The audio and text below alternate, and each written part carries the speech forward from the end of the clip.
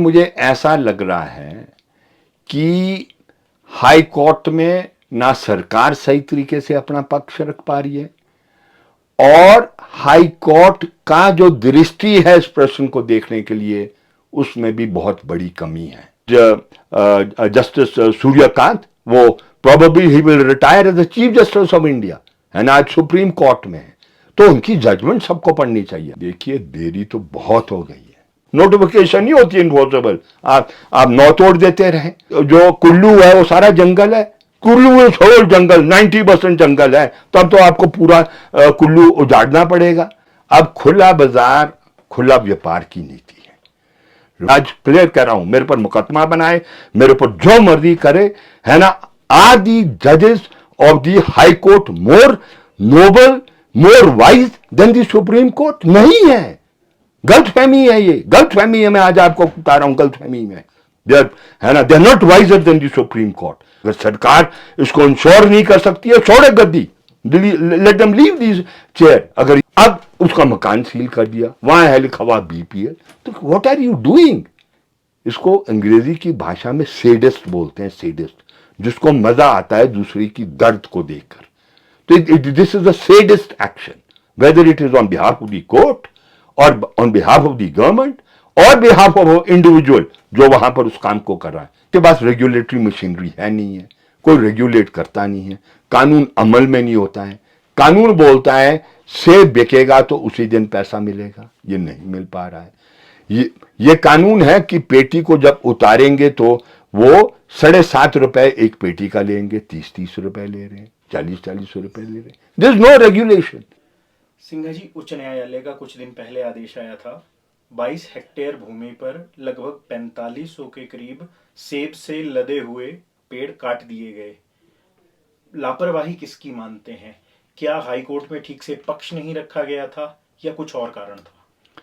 देखियो, ये बहुत जटिल प्रश्न है और इशू भी बहुत जटिल है। जमीन और जमीन से ताल्लुक प्रश्न ये बहुत सीधे नहीं देखे जा सकते, बहुत कॉम्प्लेक्स है। उस कॉम्प्लेक्सिटी में नहीं जाना चाहता हूं, लेकिन मुझे ऐसा लग रहा है कि हाई कोर्ट में ना सरकार सही तरीके से अपना पक्ष रख पा रही है और हाई कोर्ट का जो दृष्टि है इस प्रश्न को देखने के लिए उसमें भी बहुत बड़ी कमी है। और इसीलिए इस क्वेश्चन को लेकर जो भूमि के नियमितीकरण के प्रश्न है, ये असल में 1980 के बाद सरकार ने पहला प्रयत्न जमीन के नियमितीकरण करने का 94 किया, 97 में 2 अटेम्प्ट हुए, 98 में 4th अटेम्प्ट हुआ, 2000 में फाइनली लैंड रेवेन्यू एक्ट को अमेंड कर कर वो 163A किया भूमि को नियमित करने की। अनफॉर्चुनेटली जैसे वो कानून बना, असेंट गवर्नर ने दी, वो हाई कोर्ट में मसला चले गया और वो हाई कोर्ट में स्टे के लिए गए, लेकिन हाई कोर्ट ने स्टे नहीं दिया। वो जस्टिस कमलेश शर्मा के कोर्ट में लगा है और उन्होंने बड़े स्पष्ट कहा है कि सरकार को अधिकार है इसमें विधानसभा में जमीन के कानून को बनाने का, और उन्होंने बनाया है, समझदारी की है। ऐसी सी बातें कहकर उन्होंने कहा कि भाई regularisation on encroach government shall continue, पर पट्टा फाइनल ऑर्डर तक नहीं दिया जाएगा। फिर पांटा साहब के कोर्ट में 2 बार के उन्होंने भी मिलता जुलता, फिर अरुण गोयल के, फिर उन्होंने भी जस्टिस अरुण गोयल ने मिलता जुलता। देन ये गया है जस्टिस सूर्यकांत के, चीफ जस्टिस थे, उनके कोर्ट में, जस्टिस मीर के कोर्ट में, ये सब ने मिलता जुलता। अगर आप जस्टिस सूर्यकांत के जजमेंट्स देखेंगे, दो वेरी वेरी रेलिवेंट जजमेंट्स, जहां उन्होंने कहा है कि आपको डिस्टिंग्विश करना है जो बड़ा है और गरीब के बीच में, और सरकार को ये पॉलिसी बनानी है। 3 महीने का समय दिया गया, ये 2017 का है। अब ये बनाई सरकार ने, नहीं बनाई मैं कह नहीं सकता, लेकिन ये एक बहुत पीड़ा का प्रश्न है हिमाचल प्रदेश में, और मैं इसको कैसे एक्सप्लेन करूं। बादल हिमाचल प्रदेश में हर साल फटेंगे। क्यों? हिमाचल प्रदेश में वैलीज है, गर्म हवा एकदम जब ऊपर जाती है, लो प्रेशर क्रिएट होता है, कंडेंसिंग होगी, बादल फटेंगे। गढ़सा वैली में हर साल बादल फटेंगे, सराज में बादल फटेंगे। उसका इस तरीके का है। जो नालों के इर्द गिर्द रहते हो कहां जाएंगे मुझे बताओ? सिमेज के लोगों को नहीं कर पाया, अब ये त्रासदी आपकी यहां पर आ गई है। तो इसलिए ये बहुत गंभीर मसला है, ये जीवन यापन से जुड़ा मसला है, और इसलिए इसको सीधे कानून के रूप में नहीं देखा जा सकता है। मैकेनिकल नहीं होता कानून। There something known as social justice, सामाजिक न्याय है। क्या कोर्टों को सामाजिक न्याय नहीं देखनी है? गरीब कहां जाएगा? उसको जहर दे दो, उसको मार दो, उसको तो गोली मार दो, उसको दरिया में फेंक दो, वही तरीका है। उसने जीना है। It is the responsibility of the state कि उसको लोगों के जीवन यापन कैसे चलेगा। तो रोजगार दो, रोजगार दे नहीं सकते तो भूमि देनी पड़ेगी ना। वो कमाए नहीं कमाए क्या करे, तब उसका जीवन यापन चल सकता है और वो जिंदा रहने के लिए जमीन पर काम करेगा। तो बड़ा जटिल मसला है ये, कोई सीधे इसका नहीं, जब तक आप अध्ययन इसमें नहीं कोई करेगा इसको नहीं समझा जा सकता है। जटिल मसला है। सिंघा जी, आपको लगता है कि ये जो कार्रवाई हुई है ये एक तरफा है? क्योंकि एक पक्ष ये भी कहता है कि वन विभाग तब कहां था जब सेब के पौधे लगाए जा रहे थे। ऐसे में आपको लगता है कि कार्रवाई वन विभाग के कुछ अधिकारियों पर भी होनी चाहिए थी, या वन विभाग के कुछ और लोगों पर भी होनी चाहिए थी जिन्होंने चेक नहीं रखा? देखिए, मैं आपकी मोटे स्तर पर आपके बात से सहमत हूं, मोटे स्तर पर, लेकिन केस टू केस आपको अध्ययन करना है। जब तक आप केस टू केस अध्ययन नहीं करेगा, जनरलाइज बहुत लोग मुझे भी कहते रहते जी वो हजारों बीघे वाले, तब मैं उनको बोलता हूं हजारों बीघे वाला कौन है? I know the big farmer. आप गवर्नमेंट का डाटा उठाओ। गवर्नमेंट का डाटा बोलता है जो आपके 4 हेक्टेयर से ऊपर है, जो है वो 4 हेक्टेयर आपका कितना गया? 50 बीघा है। The percentage is only 0.4% Himachal Pradesh में। तो कहां से आप इतना कह रहे हैं? आपका जिसको आप लैंडलॉर्ड कहते हैं, यहां पर लैंडलॉर्ड की यही तो खासियत है हिमाचल प्रदेश में। जो 50s के जो जमीन के आंदोलन चले या रिगरस लैंड रिफॉर्म हुए, सारे राजाओं की जमीनें छिन गई। राजाओं ने अपनी जमीनें बाद में जब वो बिग लैंडेड स्टेट आया 72 का आया, बेच दी, है ना। वहां डिस्प्यूट खड़े हो गए, है ना। कईयों ने तो वो इंतकाल भी कर दिए, वापस that land went back to the government. तो इसलिए यहां पर ऐसा नहीं है कि यहां पर जैसे बड़े बड़े जागीरदार आपके बिहार में मिलेंगे, आपके पंजाब में मिलेंगे, यहां पर हिमाचल प्रदेश में ऐसा नहीं है।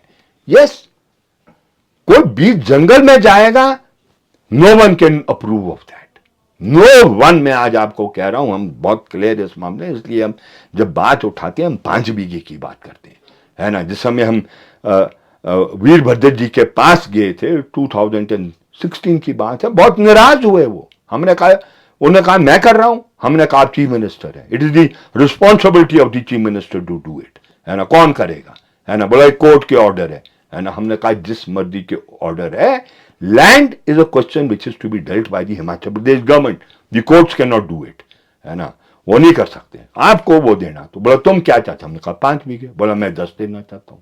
हमने कहा आप 100 दो, वो आपकी प्रियोगेटिव है, सरकार का प्रियोगेटिव है। हम 5 बीघे के लिए आए। तो इसलिए ये जटिल प्रश्न है। इसलिए अफसर पर आपका ये है कि भाई वो कहां थे, इट इज बिल्कुल करेक्ट है। ये मे भी बड़ा जो इंक्रोचर है उसका परसेंटेज कम हो सकता है, एंड अगर भी जंगल में गया है इट इज नॉट एक्सेप्टेबल।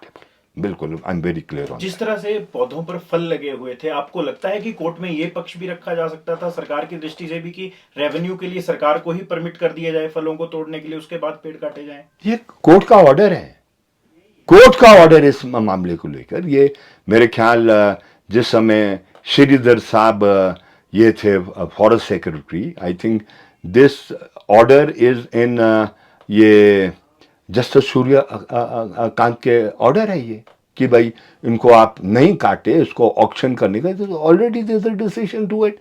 बार बार डिसीजन करने की क्या जरूरत है जब ऑलरेडी कोर्टों ने एक समझ बनाई है, उस समझ को आपको कंटिन्यू करना है। Justice is also continuity of the earlier orders. ऐसा नहीं होता एकदम उसको रिवर्स करना। सरकारें भी कंटिन्यूटी में काम करती है, ये दुनिया कंटिन्यूटी में चलती है। ऐसा नहीं होता है कि भाई कोई बहुत अच्छा काम कर लेता दूसरा नलायक आता है। Everything is in continuity. Also judicial system has to be in continuity. The earlier orders of the justices, chief justices, आप ये नहीं बोल सकते हैं कि वो नलायक थे और उन्होंने ठीक ऑर्डर नहीं दिए, हम ही लायक हैं, हम करेक्ट ऑर्डर दे रहे हैं। नो, इट इज अनएक्सेप्टेबल, है ना। बहुत आज जस्टिस सूर्यकांत, वो प्रोबेबली ही will retire as the chief justice of India, है ना, आज सुप्रीम कोर्ट में है। तो उनकी जजमेंट सबको पढ़नी चाहिए। आज मैं शाम को उस पर चर्चा करने वाला हूं। आज शाम को 7:30 बजे मैं उस पर चर्चा करूंगा। तो ये आपको सारी इस लाइट में इस बात को देखनी है। ये जटिल मसला है, आसान मसला नहीं है, सिंप्लिसिटी में नहीं देखा जा सकता है। और ये जो आज कटकटान हो रहा है, इट इज शॉकिंग। क्यों?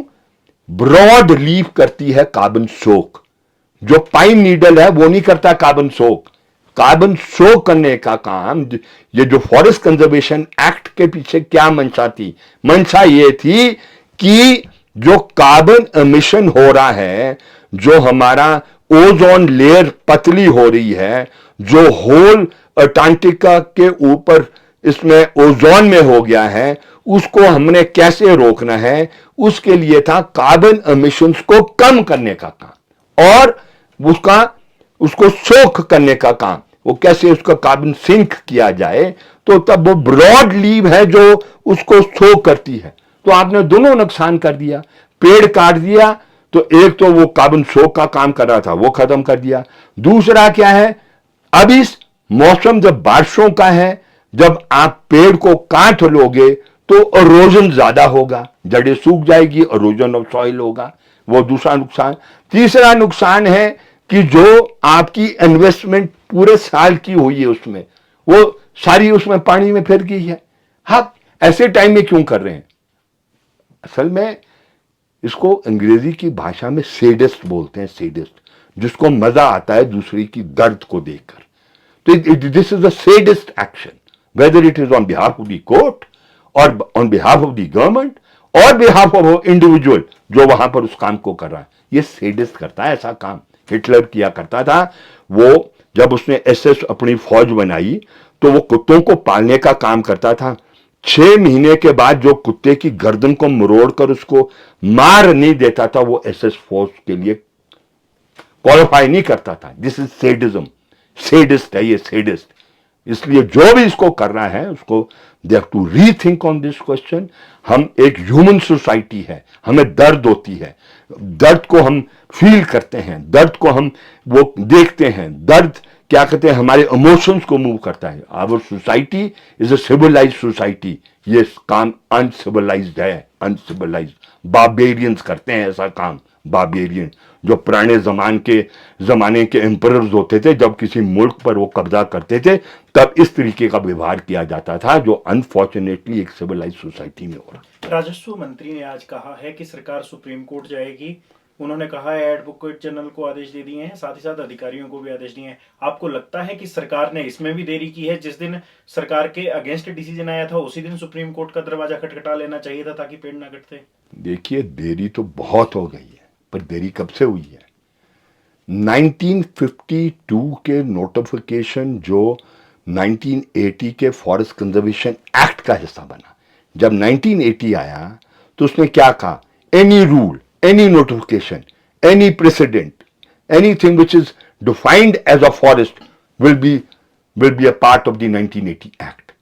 तो जो साधारण तरीके से 1952 में एक गवर्नमेंट ऑर्डर था कि all waste land is forest land, वो टेम्पररी था, स्थायी था, वो 1980 के एक्ट का हिस्सा बन गया। अब जब एक्ट का हिस्सा बन गया, एक्ट तो इन्फोर्सेबल है, नोटिफिकेशन नहीं होती इन्फोर्सेबल। आप नौ तोड़ देते रहे तो लेट तो बहुत हो गया। ये तो परमार साहब के टाइम में हो जाना चाहिए था, लेकिन परमार साहब के समय में ये प्रॉब्लम नहीं थी, लेकिन 1980 के बाद तो प्रॉब्लम आई। तो आप 94 किया, वो सफल नहीं हुआ। 97 2 दफा किया, वो सफल नहीं हुआ। 98 आपने किया, वो सफल नहीं हुआ। 2000 में आपने लैंड रेवेन्यू एक्ट को अमेंड किया, है ना, और वो भी चैलेंज हो गया।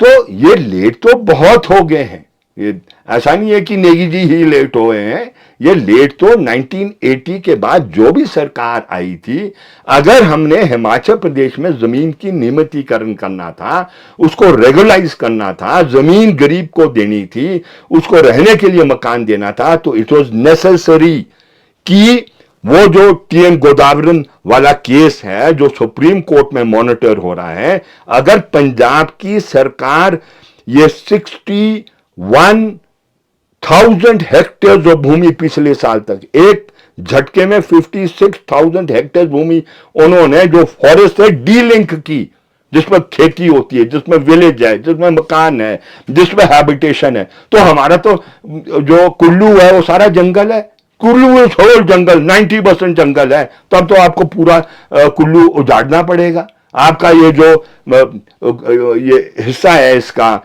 जो मंडी का पहाड़ी इलाका है, ये अधिकतर जंगल है। तो कहां जाएंगे लोग?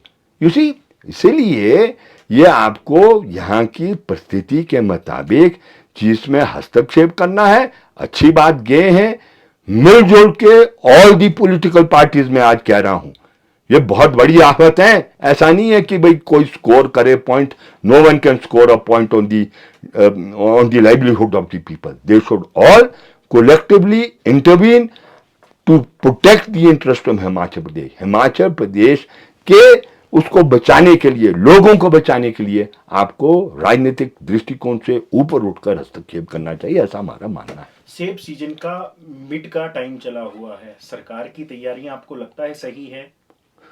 देखिए, सेब अब घाटे का सौदा है।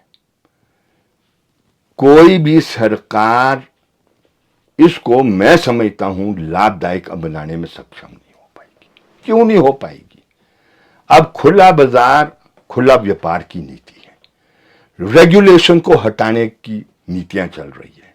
जो रेगुलेटरी एक्ट्स यहां पर है, जो सेब के मार्केटिंग को रेगुलेट करते थे, उसकी धज्जियां उड़ रही है, धज्जियां उड़ रही है।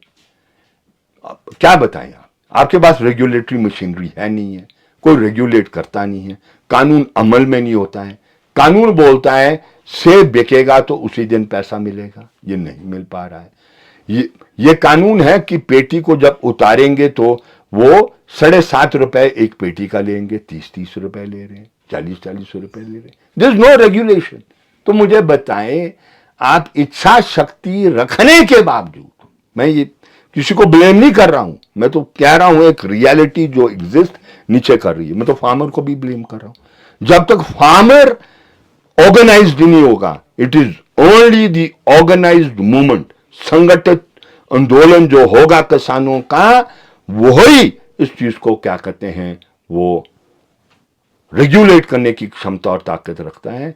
इसलिए जब हम ये एहसास कर रहे हैं सरकार फेल होगी, है जो ये कटकटान चल रहा है, कोर्ट मन मर्जियां कर रहा है और ये गृह मार हो रही है। सराल में विधवा बेचारा वो मकान सील कर दिया, 1.5 बीघे जमीन उसके पास। क्या कर रहे हैं आप? What are you doing? है ना, नजर नहीं आ रहा आपको ये हो रहा है? सुप्रीम कोर्ट ने बोल दिया कि हिमाचल प्रदेश में जो बेदखली हुई बाबूराम के केस में का टोटली गलत हुई है। ना स्पीकिंग ऑर्डर, ना प्रिंसिपल्स ऑफ नेचुरल जस्टिस, ना एविडेंस को अप्रिशिएट करने का काम वापस भेजा है। उसके बावजूद हाई कोर्ट कर रहा है। मतलब इससे ज्यादा घमंड तो नहीं हो सकता है ना। इज आर दी जजेस ऑफ दी हाई कोर्ट, मैं आज क्लियर कह रहा हूं, मेरे पर मुकदमा बनाए, मेरे ऊपर जो मर्जी करे, है ना, आर दी जजेस of the high court more noble, more wise than the supreme court? नहीं है, गलतफहमी है, ये गलतफहमी है। मैं आज आपको बता रहा हूं, गलतफहमी में है ना, they are not wiser than the supreme court. Supreme court कह रहा है कि गलत हुआ। आपको पता है, मुझे पता है ना, एक एक जो बददखली हुई, वो फॉरेस्ट कलेक्टर ने बुलाया, डीएफओ ने बोला दस्तखत करो जी, दस्तखत करो। बोला जी काय के लिए? कि आप जंगल में। बोला जी दादे के टाइम से जंगल में। बोला ज्यादा बकवास नहीं करनी है, कल तेरे बिजली भी कट जाएगा, पानी भी कट जाएगा, तू कर। वो बेदखल हुआ। He does not know even he वो बेदखल हुआ है। यही सुप्रीम कोर्ट ने बोला। देखो, लॉ ऑफ द लैंड चलेगा, संविधान चलेगा, संविधान सुप्रीम है। राइट टू लाइफ किसको मिलेगा? राइट ऑफ लाइफ देना है आपको, जिंदा रहने का अधिकार नहीं देना। गोली चला दो तो बुलाओ सबको, गरीब को गोलियां चलाओ, खत्म करो। काय के लिए इतना उसको पीड़ित करना है? एक झटके में तो मर जाएगा, तब तो put him in for a firing squad और उसको गोली से मार दो, तब तो यही तरीका है। इसलिए हम अपील कर रहे लोगों से, आओ 29 को सरकार पर भी दबाव डालना है और उन लोगों पर दबाव डालना है जो आज ये इस तरीके का जुल्म कर रहे हैं। जुल्म है ये, आई एम टेलिंग यू, जुल्म। आजाद भारत में जुल्म है। हम इस देश के नागरिक हैं, हम इस प्रदेश के नागरिक हैं, सिर्फ सरहद पर शहादत के लिए नहीं है। हमारे जो बच्चे हैं, हमारा जो परिवार है, वो भी जिंदा रहने का अधिकार है उसका, है ना। क्या हो गया अगर गरीब के घर में पैदा हुआ, उसको जीने का अधिकार नहीं है? He has a right to life and liberty. It is the government which has to ensure it. अगर सरकार इसको इंश्योर नहीं कर सकती है, छोड़े गद्दी, let them leave this chair. अगर ये इतना नहीं कर सकती है, ये सोशल वेलफेयर स्टेट है ना। सोशल वेलफेयर के अंडर ये सरकारों की जिम्मेवारी होती है कि लोगों के जीवन यापन को कैसे सुनिश्चित करना है, कैसे उसको चलाना है। It is their responsibility. Yes, उस क्वेश्चन पर वी आर वेरी क्लियर। कोई 20 जंगल में है, he has no right to stay there, है ना। रिमूव हिम, है ना, विदाउट हेजिटेशन रिमूव हिम, है ना। उसको कोई अधिकार नहीं है। जमीन के साथ किया है वो होता है, वही तो सेटलमेंट में वो किया जाता था। वो बहुत कर रहा है, दैट इज ऑल्सो रॉन्ग। कोई छोटा मोटा किया है, उसका मकान आ गया तबादला करो, है ना। उसका मकान जो है वो वाली जमीन उसको दे दो, और जो उसकी निजी भूमि है उसको वो बदल दो। यू कैन नॉट मकान पर बुलडोजर लगाओगे। कितनी इन्वेस्टमेंट की है, कितने लोन्स लिए। बीपीएल का घर आपने वहां पर बंद कर दिया, वो सरान में। आपने उस टाइम नहीं देखा जो बीपीएल के पैसे जो आए सरकार के, आपने उस टाइम चेक नहीं किया कि वो सरकारी भूमि में है या वो निजी भूमि में है? कहां थे? Where are the so many authorities from the deputy commissioner down. अब उसका मकान सील कर दिया, वहां है लिखा हुआ बीपीएल। तो व्हाट आर यू डूइंग?